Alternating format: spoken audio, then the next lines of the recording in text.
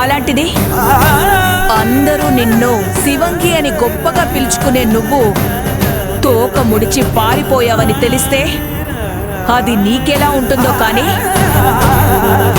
నాకు మాత్రం చాలా అవమానంగా ఉంటుంది.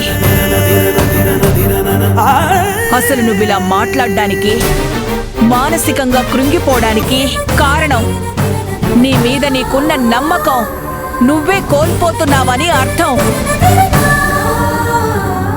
నమ్మకం ఉండాలనంది. నమ్మకం అనేది లేకపోతే మనిషికి మనుగడనేదే ఉండదు. వద్దానంది, అస్సలు అలా ఆలోచించొద్దు.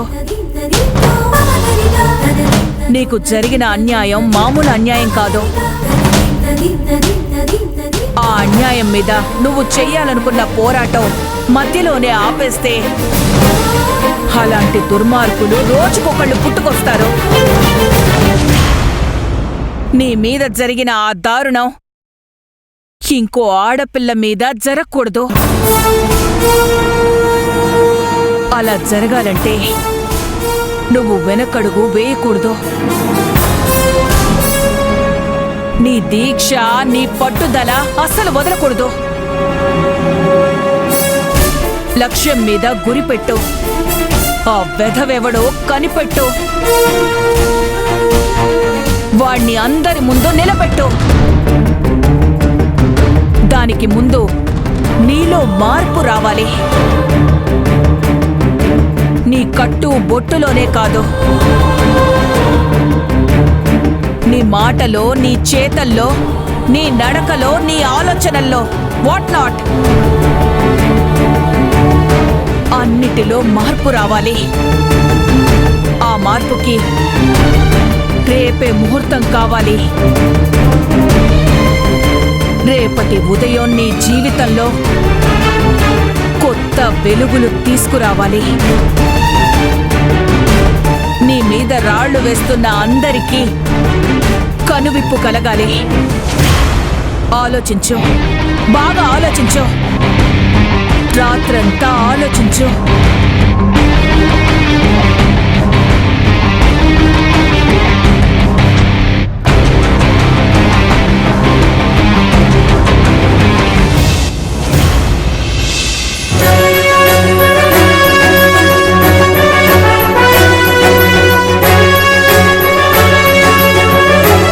నీ మీద జరిగిన ఆ దారుణం ఇంకో ఆడపిల్ల మీద జరగకూడదు.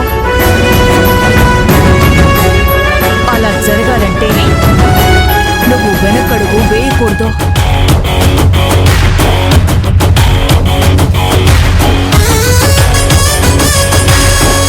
నీలో మార్పు రావాలి.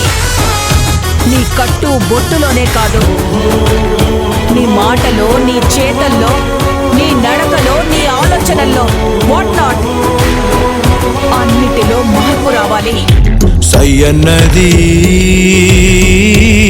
ధర్మాగ్రహం, సంకల్పమే వజ్రాయుధం.